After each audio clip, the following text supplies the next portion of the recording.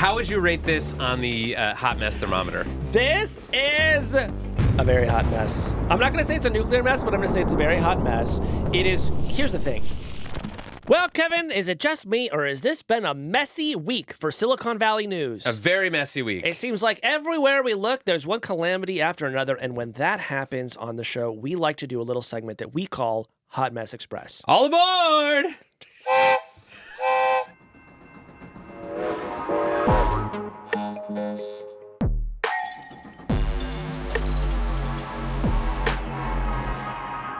Well, if you're just listening, you cannot see that Kevin and I are wearing our train conductor hats, and we do have a child's train set laid out before us here in the studio. And on that train set, Kevin, in a boxcar, are a series of paper slips, and what we are going to do is we are going to pull those slips out of the car, discuss the news, and then award them a rating on our official Hot Mess Thermometer. Yeah, and if you're not watching the video version of this show on YouTube, if you're just listening to the podcast, you are missing our gradual transformation into children's prop comedians. I thought you were going to say very hot people, but also that. Shall we draw the first slip out of the Hot Mess Express, Kevin? Let's do it. All right, what do you have for us? Well, pulling into the station, we've got Comcast discovers thing people hate more than paying $150 a month for cable. Well, I can't imagine what that could be, Kevin. What is it? Well, there was a data breach that resulted in the leak of the social security numbers of over 230,000 Comcast customers. And we're actually going to read the names of those customers just so you know if you're affected. Okay, we're going to start off with Adam Adamson. What's his social security number? Well, okay, I'm getting word we're not supposed to say that. Okay. All right. Casey, what do you make of this mess? Well, Kevin, I'll be the first to say it's bad. I'm coming out against data breaches, but I don't care who knows it. You know, Kevin, as bad as this is, I have to say I think that it's only going to be a warm mess for me. And the reason is because last October, Comcast had a data breach that affected 35 million Comcast customers, which, according to my research, is actually most Comcast customers were affected by this. So 237,703 Comcast customers, while surely that is going to be a huge inconvenience to them, it is, frankly, just a warm mess compared to what happened to almost all customers just last year. It's not very popular to defend cable companies in this day and age, but I think I will agree with you that this is only a warm mess, in part because I don't think that social security numbers being leaked should be as big a deal as they are. This is sort of one of my hobby horses, is that it should not be a secret what your social security number is. That number was never supposed to be sort of a unique identifier used for security purposes. That's not the point of social security numbers, and it should not be possible if your social security number does get leaked to use it to steal your identity or steal your money or anything else. I agree with you, Kevin, and I think it's time for you to be part of the solution. What is your social security number? Wait, we don't have time for that. There's another train coming down the tracks. Oh, wait, that's the wrong button. Okay. All right. Actually, can I say one more thing about social security numbers? Say it. Do you know that social security numbers go east to west? How so? This is one of my favorite facts about social security numbers. So you were born in California, right? I was. So that means that your social security number probably starts with a 5 or a 6. It starts, well, I'm not going to say. But let me just say, not a bad guess. So the way they do it is that the first 3 numbers of your social security number correspond to where you were born. And numbers on the east side of the country start with 0s and 1s, and numbers on the west side of the country start with 5s and 6s. That's so interesting. And then the last 3 numbers are just your IQ. So go ahead and look, and it'll tell you everything you need to know. All right. All right. Next up, you pull the next one. Can you pull it and hand it to me? No. Okay. I'm not your monkey. Okay, great. I'll just rearrange the entire studio. You have longer arms. Okay. Get back in front of the microphone. Somehow I did. I got to do everything around here. Somehow I actually did pick up the second one. Okay. All right. Next up on the Hot Mess Express, Kevin, who ordered Chinese food? Here's what happened, Kevin. News broke over the last weekend that Chinese hackers had penetrated the networks of a bunch of U.S. broadband providers, including Verizon, AT&T, and Lumen, And Kevin, do you know what group these hackers belong to? What group do they belong to? Salt Typhoon. Salt Typhoon is how my friend Alex seasons his steak. But it's also a terrifying hacking group based in China, and they appear to have collected data on internet traffic and the browsing histories of millions of Americans and businesses, large and small. And the Wall Street Journal, Kevin, actually characterized this breach as potentially catastrophic. So, what are the hackers doing with this information? We don't really know. The government is investigating. But here is where it gets a little messy. The Communications Assistance for Law Enforcement Act, or CALEA, Kevin. Do you know about this law? No, but I know a child named Kalea. Oh, really? Hi, Kalea. Hi, Kalea. What's your social security number? So Kalea, the law, was passed in 1994 when the internet was still very young. And in fact, just the year previously, I had seen the Backstreet Boys perform at Washington Middle School. But Kevin, here's why this law was important. It required communications officers to allow the government to tap into customer information when they were presented with a lawful order. So in other words, they have to maintain what security professionals often call a backdoor.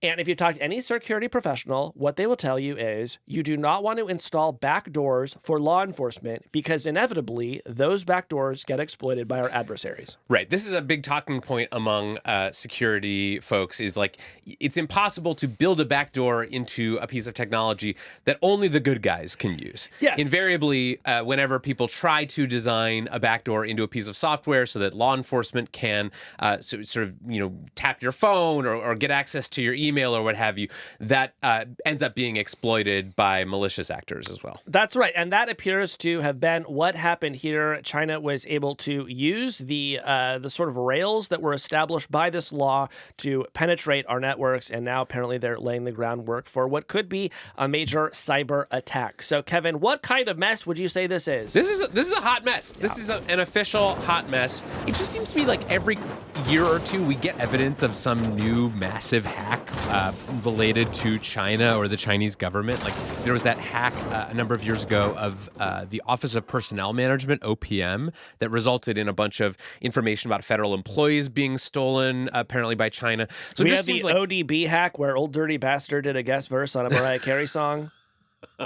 I didn't hear about that one. It was actually a pretty good verse. But I genuinely think this is a very messy story, and it goes to one of the biggest topics in cybersecurity today, which is the growing cyber war between the U.S. and China. Absolutely. And what I will say about this hot mess is the next time that you hear some law enforcement agencies or some government regulators saying we need to create a backdoor in your secure end-to-end encryption apps like WhatsApp and Signal, I want you to say, hey, remember how China used one of those exact backdoors to hack into our networks? Yep.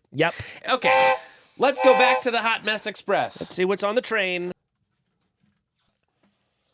Next up on the Hot Mess Express, Snoopy Hates You. What? Snoopy hates me? What did I do? So this is a story that came out over the last week or so about a major dust-up, a major mess between two rival fan communities of Snoopy, the cartoon dog. Well, Kevin, I've always thought of the Snoopy fandom as a sedate and happy place for people to share warm childhood nostalgia, so I'm sure whatever they're feuding about could not possibly be that serious. So the feud started recently when a Snoopy fan account called Snoopy Weekly posted an image of Donald Trump drawn in the style of Charlie Brown, shaking hands with Snoopy, along with an endorsement that ended with "Make America Great Again."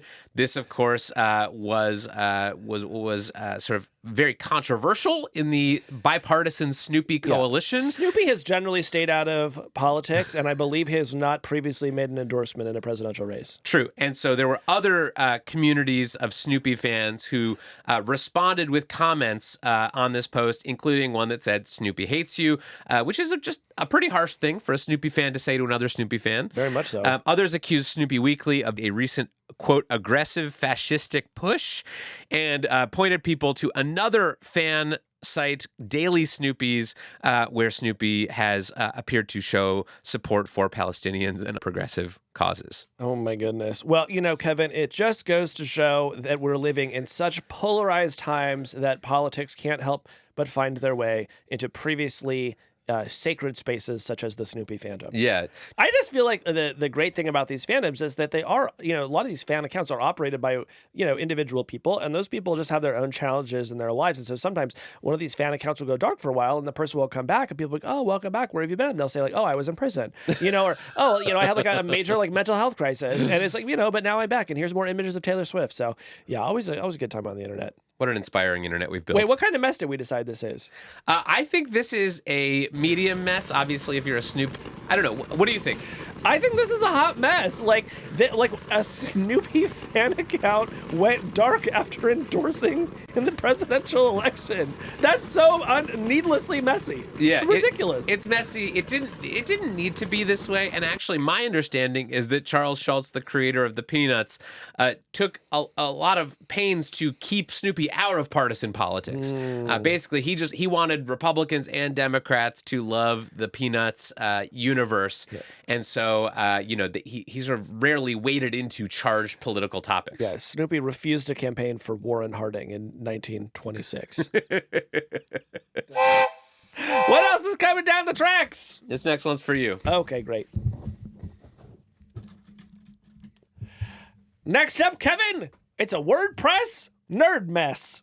You know WordPress. Yes, the blogging platform. The blogging platform that powers much of the web. For the past few weeks, Kevin, two factions of the WordPress community have been in all-out war. There have been public insults, cease and desist letters, and employees are accepting buyouts just to escape the chaos. So I saw some headlines about this, and then I started trying to understand what was going on at WordPress and this mess. And I truly could not understand it. So maybe you can give me like the 20-second capsule version of what all the drama is about. Sure. So WordPress is free open source technology. You have 18 seconds.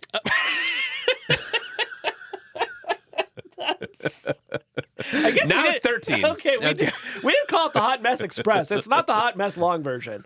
So WordPress is free open source technology, which means anyone can use it, including for commercial purposes. And one of the reasons that the WordPress ecosystem is so big, some people say it powers up to 43% of all websites on the internet, is because anybody can just take the software and build their own thing, and they can make money with it, right? So far, that's great. Everybody's winning.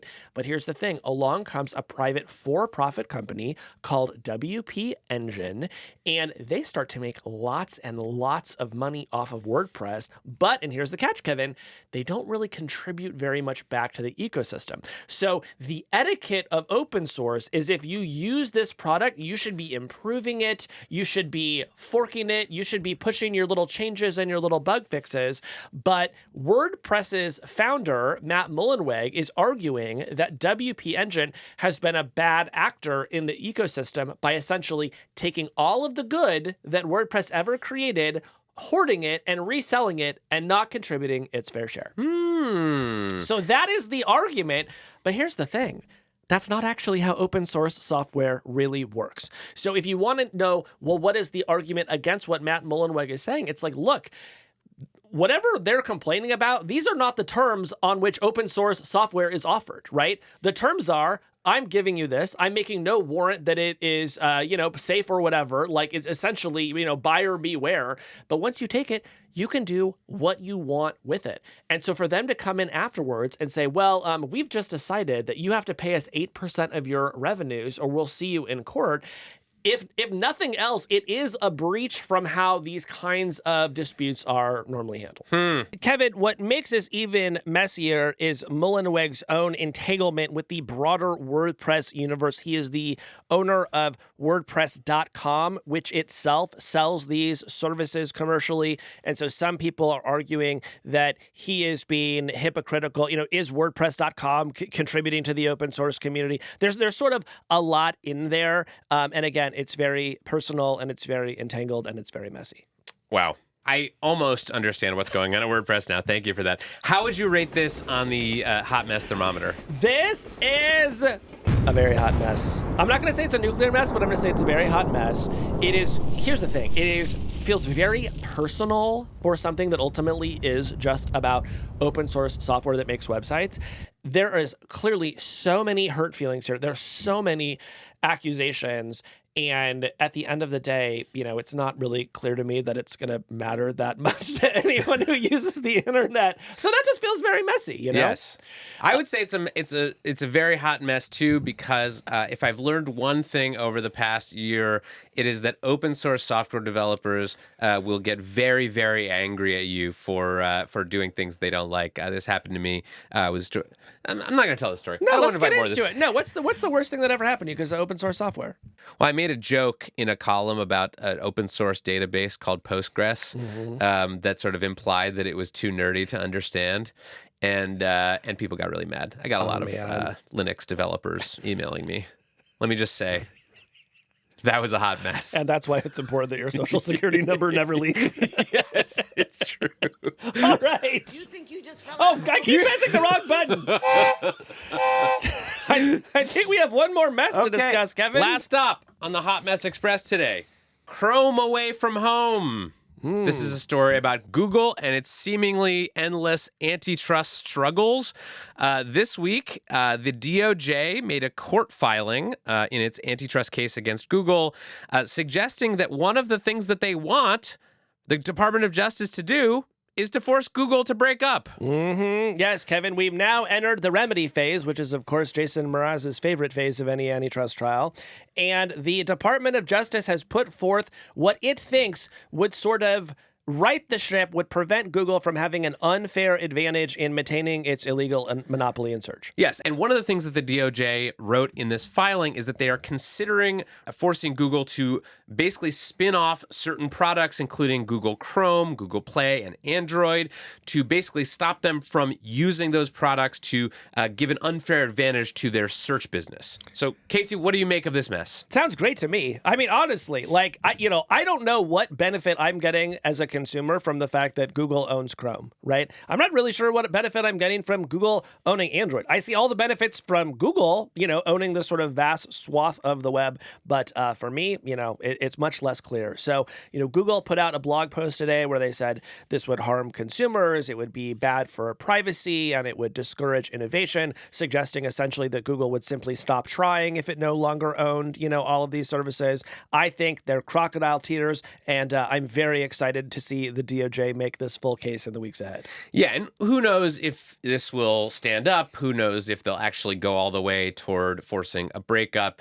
A lot of people have sort of been speculating that they'll go for some sort of halfway remedies that would sort of make Google's life a little bit harder, but wouldn't force them to actually split off any parts of the company. This would be a big deal. If it did happen, it would be the biggest deal since the Microsoft antitrust case, certainly. Some are saying it'd be the messiest breakup since the Love is Blind season finale.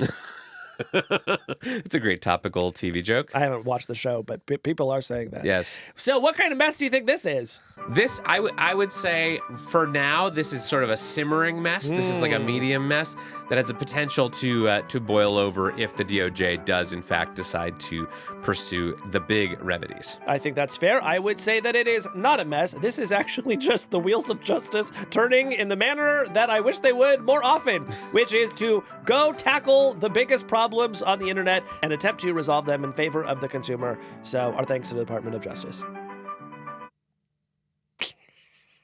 Okay.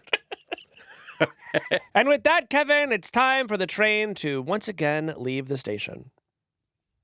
Bye-bye, Hot Mess Express. You think you just fell out of a coconut tree? You pressed that button now 6 times, and every time it has been the wrong button. This train is being badly conducted. There's really only 2 buttons. It's going off the track. Hey, that's the end of this clip. If you liked what you saw, head on over to our page and subscribe, and you can get the full podcast. We do a show like this almost every week on tech and the future. Head on over there now and subscribe.